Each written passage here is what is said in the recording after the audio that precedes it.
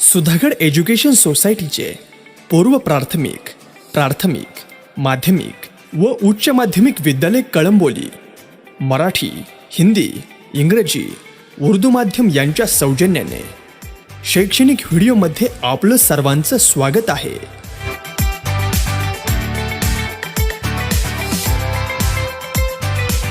Hello students, welcome to educational video for 9th standard of semi-English medium students.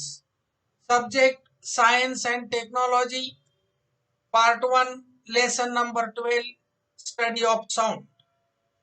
Dear students, this is first video out of 3 videos of this lesson.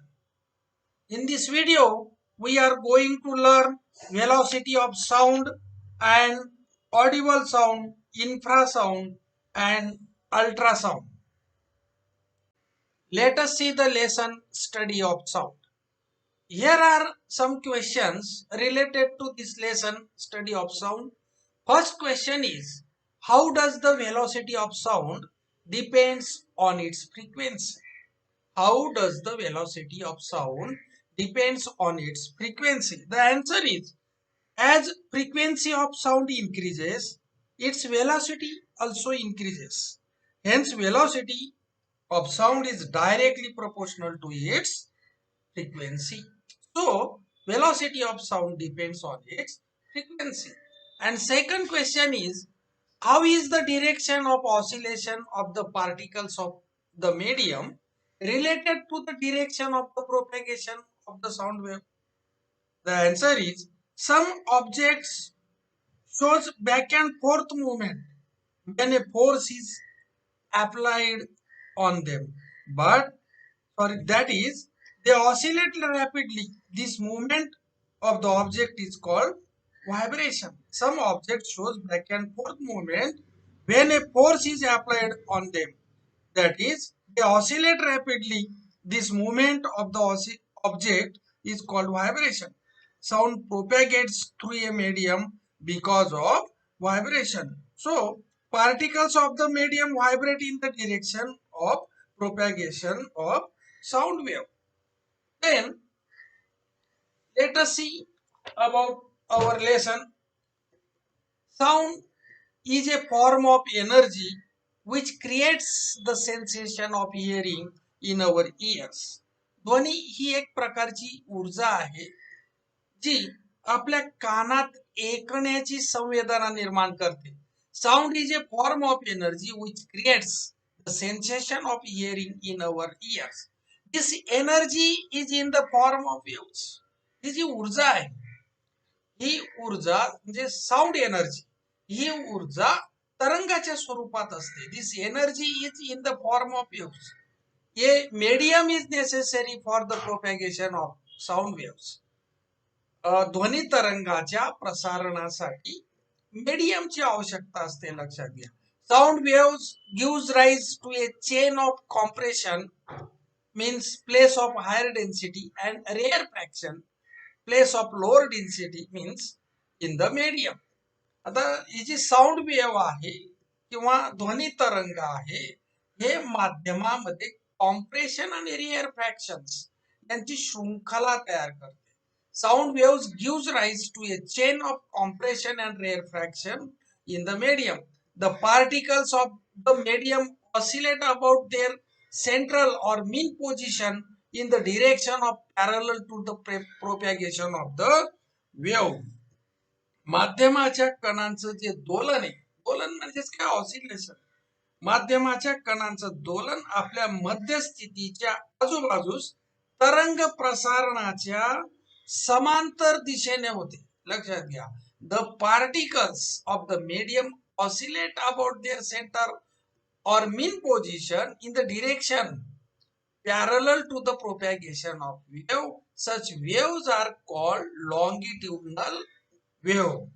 म्हणजे ध्वनी तरंगाच्या प्रसारणाच्या समांतर दिशेने जर माध्यमाच्या कणांचं दोलन होत असेल तर त्याला, त्या वेव्हजला लॉंगिट्युडनल वेव्हज असं म्हणतात. On the other hand, in the wave creates by dropping a stone in still water, the particles of water oscillate up and down.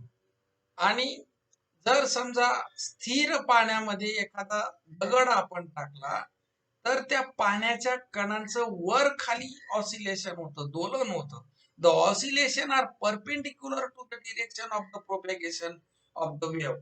आता हे जे ऑसिलेशन आहे ते ध्वनी तरंग जो आहे त्या तरंगाच्या प्रसारणाच्या लंब दिशेने होतं. The oscillation are perpendicular to the direction of the propagation of the wave. अशा प्रकारचे ज्या वेव्हज असतात such waves are called transverse waves.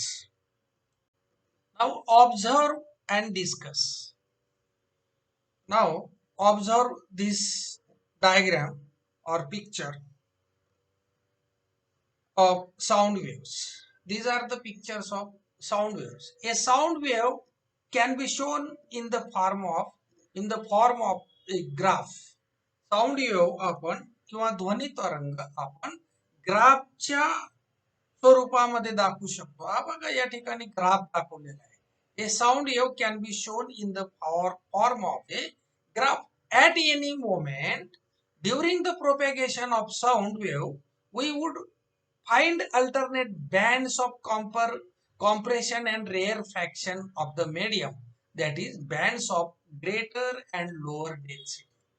जर आपण ध्वनी तरंगाकडे कोणत्याही क्षणाला पाहिलं किंवा ध्वनी तरंगाचं प्रसारण होत असताना त्याच्याकडे कुठल्याही क्षणाला पाहिलं ऍट एनी मोमेंट आपल्याला कॉम्प्रेशन आणि रेअरफॅक्शन्स यांचे बँड्स तयार झालेले दिसतील.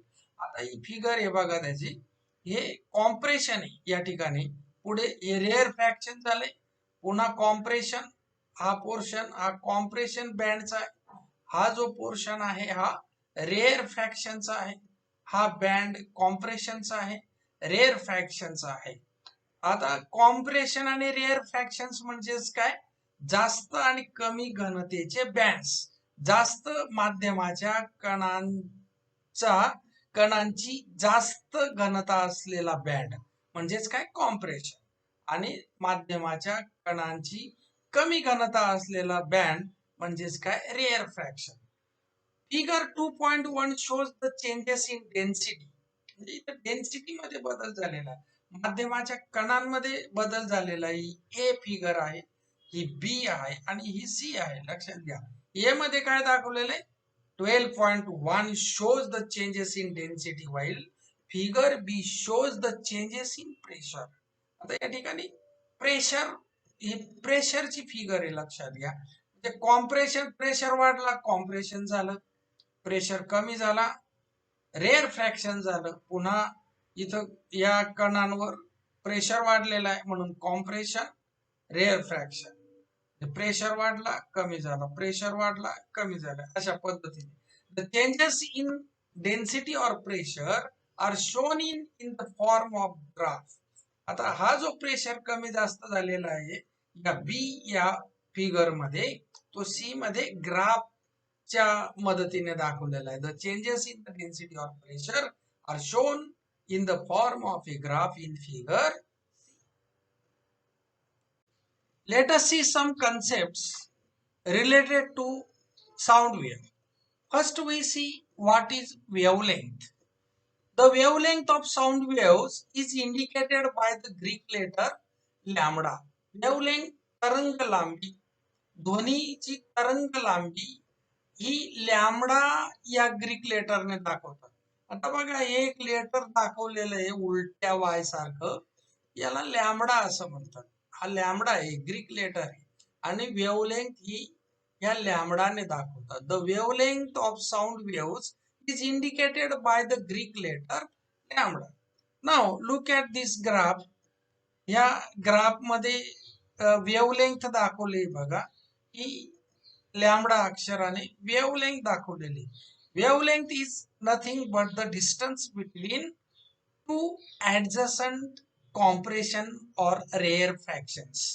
नजीकच्या दोन कॉम्प्रेशन्स मधलं अंतर म्हणजे वेवलेंथ, आणि ती लॅम्बडाने दाखवलेली. While it's frequency is indicated bye new. आणि साऊंड वेव्हची जी फ्रिक्वेन्सी आहे ती न्यू या ग्रीक लेटरने दाखवतात. आता बघा हे ह्या ब्रॅकेट मध्ये न्यू हे यू सारखं जे लेटर दाखवलेले ते न्यू आहे. So what is frequency? Frequency is the number of waves that pass a fixed point in a second.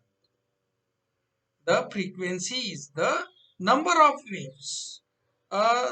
ध्वनी वेव्हची संख्या, वेव्हची एका सेकंदामध्ये माध्यमाच्या एखाद्या ठराविक कणातून पास झालेल्या वेव्हची संख्या त्याला म्हणायचं फ्रिक्वेन्सी. समजा एका सेकंदामध्ये माध्यमाच्या एखाद्या कणातून 5 वेव्स पास झाल्या तर तिची फ्रिक्वेन्सी 5 असते, हे लक्षात घ्या. while its frequency is indicated by new, तर ती न्यू ने दाखवतात. The amplitude which is the maximum value of pressure or density.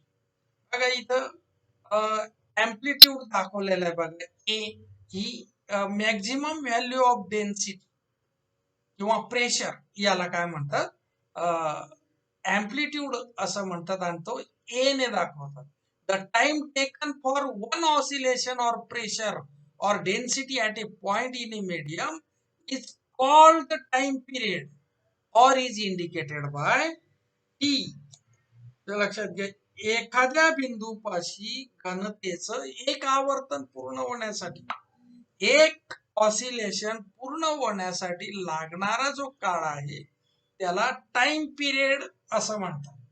लक्षात घ्या. The value of the frequency determines the pitch high और low of the sound, while the value of the amplitude determines its strength or loudness. The value of frequency determines the pitch.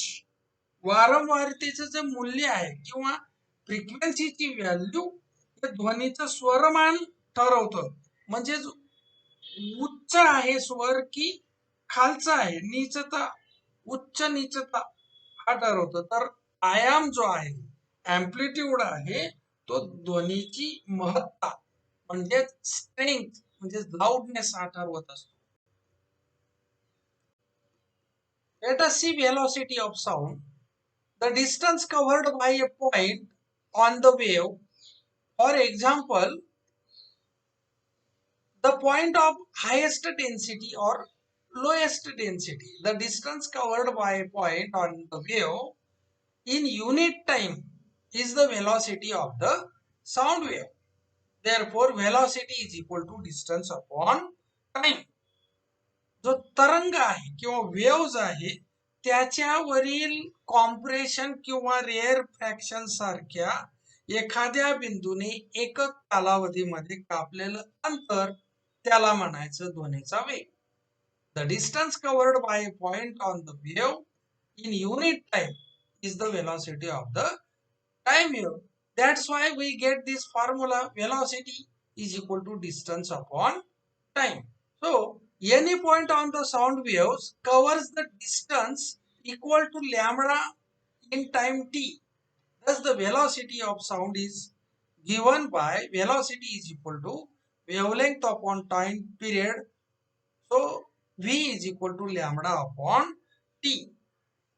ध्वनी तरंगाचा कुठलाही बिंदू T या काळामध्ये ध्वनी तरंगाचा म्हणजे कुठलाही बिंदू टी या काळात लॅम्बडा एवढे म्हणजेच तरंग लांबी एवढे अंतर पार करतो. म्हणून जो ध्वनीचा वेग आहे तो वेग बरोबर तरंग लांबी भागीला तरंग काल. So velocity is equal to wavelength upon time period. So V is equal to lambda. Lambda is stands for wavelength and T is stands for time period. So we know nu is equal to 1 upon T. Means frequency is equal to 1 upon T.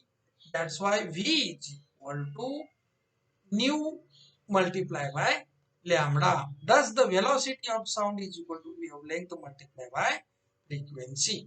So we get this formula.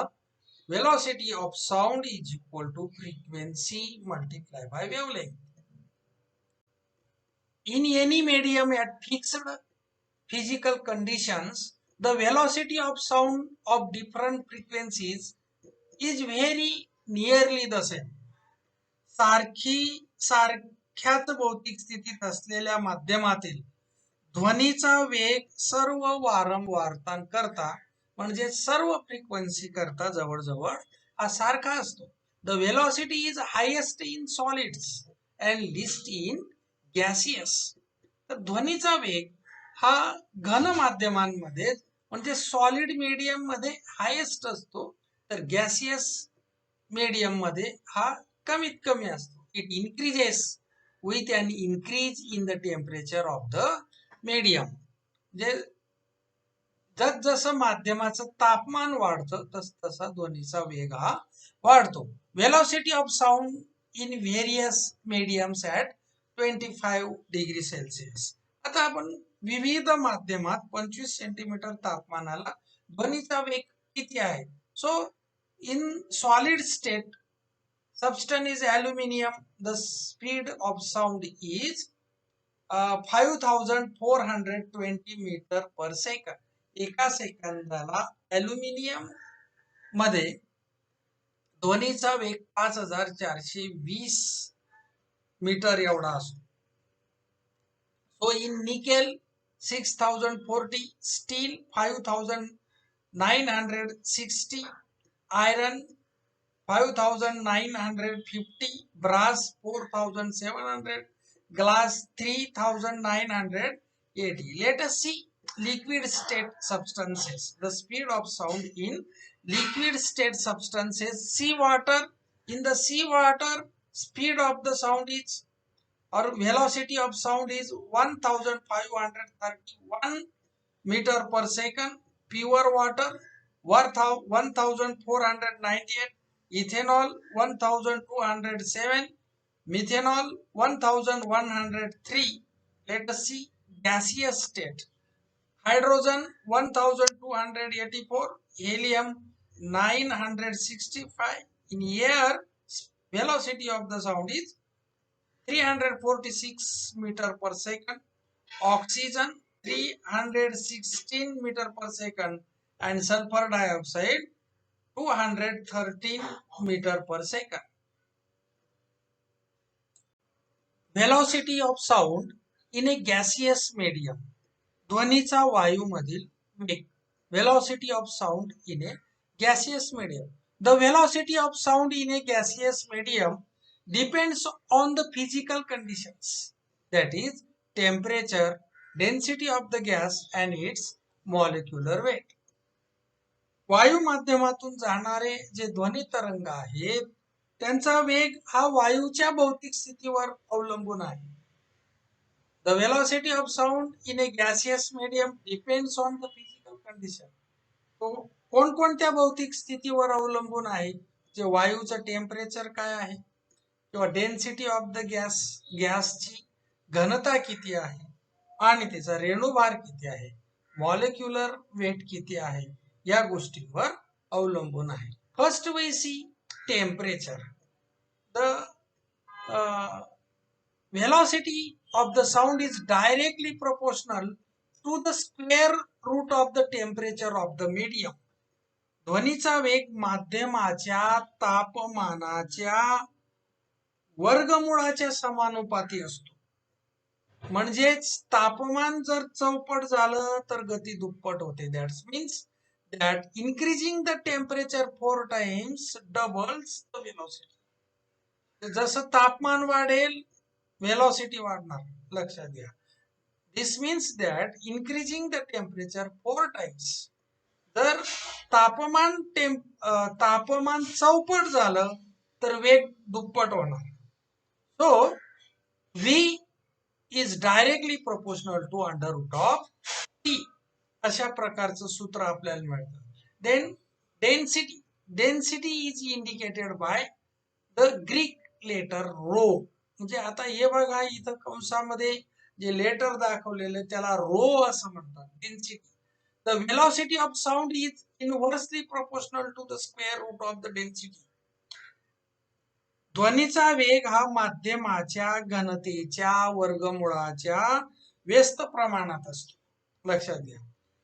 So Thus, increasing the density 4 times reduces the velocity to half its value. जे समजा density चौपट झाली, माध्यमाच्या कणांची density जर चौपट झाली तर वेग हा निम्म्य होतो. So we get this formula: V is inversely proportional to under root of rho, means density. Then molecular weight, the velocity sound is inversely, the velocity of sound is inversely proportional to the square root of the molecular weight of the gas. ध्वनीचा वेग हा माध्यमाच्या रेणुभाराच्या वर्गमुळाच्या व्यस्त प्रमाणात आहे. म्हणजे molecular weight जसं वाढेल तसं वेलॉसिटी कमी होईल. Thus increasing the molecular weight 4 times reduces the velocity to half its value. म्हणजे जर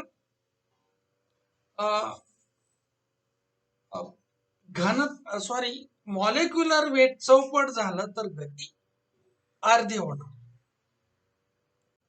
Now one question is here. The molecular weight of oxygen is 32 while that of hydrogen is 2. Prove that under the same physical conditions the velocity of sound in hydrogen is 4 times that in oxygen. For fixed temperature the velocity of sound does not depends on the pressure of the gas.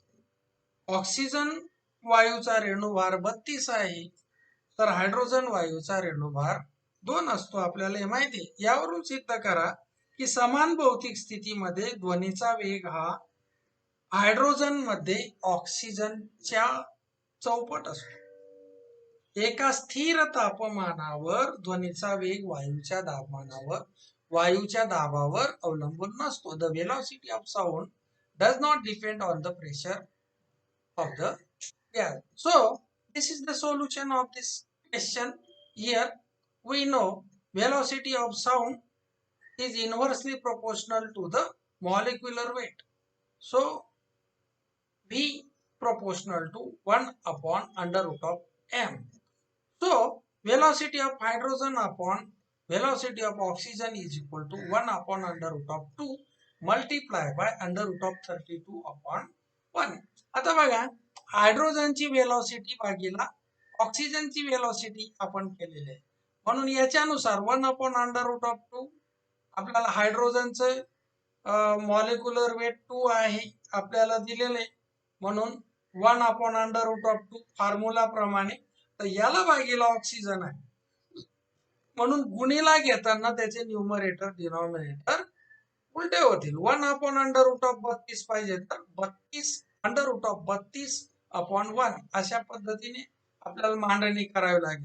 So is equal to या दोघांचा न्यूमरेटरचा गुणाकार under root of 2 multiply by 1 under root of 2. So next step is equal to under root of 32 upon 2. आता किती झाला तो under root of 16. 32 भागीला 2 16 आणि 16चा under route 4. So is equal to 4. So the velocity of sound in hydrogen is 4 times that in oxygen. Let us see audible sound, infrasound and ultrasound. The limits of hearing of human ear are 20 Hz to 20,000 Hz. मानवी कानाची ध्वनी ऐकण्याची क्षमता 20 hertz ते 20,000 hertz च्या दरम्यान आहे. म्हणजे मानवी कान 20 हर्ट्ज ते 20,000 हर्ट्ज एवढी वारंवारता असलेला ध्वनी ऐकू शकतो. That is the human year can hear sound of frequencies in this range. म्हणजे मानवी कान हा 20 हर्ट्ज ते 20,000 हर्ट्ज याच्या दरम्यान ज्या ध्वनीची फ्रिक्वेन्सी असेल तोच ध्वनी मानवी कान ऐकू शकतो. These sounds are called audible sounds. अशा प्रकारच्या ध्वनीला ऑडिबल साऊंड असं म्हणतात. श्राव्य ध्वनी असं म्हणतात. The sounds are called audible sounds. म्हणजे ऑडिबल साऊंड म्हणजे काय? ज्या साऊंडची फ्रिक्वेन्सी 20 हर्ट्झ ते 20,000 हर्ट्झ याच्या दरम्यान आहे, अशा प्रकारच्या साऊंडला ऑडिबल साऊंड असं म्हणतात. Our ears cannot hear sounds of frequencies lower than 20 hertz and higher than 20,000 hertz, means 20 kilohertz. Sound with frequency smaller than 20 hertz is called infrasound. So our ears cannot hear sounds of frequency lower than 20 hertz. जे मानवी कान किंवा आपण आपले कान हे 20 हर्ट्झच्या खाली फ्रिक्वेन्सी असलेले साऊंड ऐकू शकत नाही. त्याचप्रमाणे 20,000 हर्ट्झ म्हणजेच 20 किलो हर्ट्झ पेक्षा जास्त फ्रिक्वेन्सी असलेले ध्वनी किंवा साऊंड मानवी कान ऐकू शकत नाही. Sound with frequency smaller than 20 hertz is called infrasound. म्हणजे असे साऊंड ज्याची फ्रिक्वेन्सी 20 हर्ट्झ पेक्षा कमी आहे, अशा साऊंडला इन्फ्रासाऊंड असं म्हणतात. The sound produced by A pendulum and the sound generated by the vibrations of the earth crust just before an earthquake are the examples of such sounds. These are the examples of infrasound. Infrasound ची उदाहरण कोणते? दोलकाचा जे पेंडुलमच्या कंपनामुळे जो ध्वनी निर्माण होतो, हे त्याचं उदाहरण आहे. त्याचप्रमाणे भूकंप होण्याच्या अगोदर ते जे व्हायब्रेशन्स होतात, त्या व्हायब्रेशन्स मुळे पृथ्वीच्या पृष्ठभागाची कंपने होऊन तो जो ध्वनी निर्माण होतो व्हायब्रेशन्स मुळे अर्थ क्रस्टच्या, तर तो जो ध्वनी आहे तो इन्फ्रासाऊंड असतो. म्हणजे त्याची जी फ्रिक्वेन्सी आहे ती 20 हर्ट्झ पेक्षा कमी असते. Sound waves with frequency greater than 20 kilo hertz are called ultrasound. ज्या साऊंडची फ्रिक्वेन्सी 20 किलो हर्ट्झ पेक्षा म्हणजेच 20,000 हर्ट्झ पेक्षा जास्त आहे, त्याला अल्ट्रासाऊंड असं म्हणतात. The dog, mouse, bat, dolphin etcetera have a special ability to hear infrasound. कुत्रा, उंदीर, वटवाघूळ आणि डॉल्फिन असे जे प्राणी आहेत, त्यांच्यामध्ये एक विशेष क्षमता आहे आणि त्या क्षमतेमुळे त्यांना हे अशा प्रकारचे इन्फ्रासाऊंड ऐकू शकतात. ते thus they can sense some noise which are inaudible to us. म्हणजे मानवाला जे साऊंड ऐकण्याची मानवाची जी क्षमता नाही, अशा प्रकारची आवाज किंवा साऊंड हे ॲनिमल्स ऐकू शकतात. आणि children under 5 years of age and some creatures and insects can hear waves with frequency up to 25 kilohertz. म्हणजे बघा, म्हणजे लहान मुलं म्हणजे 5 वर्षाच्या आतील मुलं, काही जीव, सम क्रिएचर्स, काही जीव म्हणजेच काही प्राणी, कीटक, हे जवळजवळ 25 किलो हर्ट्झ 25,000 हर्ट्झच्या एवढ्या फ्रिक्वेन्सीचे आवाज ऐकू शकतात. Bats, MICE, dolphins etcetera can also produce ultrasound. जे डॉल्फिन, वटवाघुळे, उंदीर असे जे काही प्राणी आहेत, ते अशा प्रकारचा साऊंड निर्माण सुद्धा करू शकतात. So students, this is enough for this video. Remaining part of the lesson we will learn in our next video. Thank you.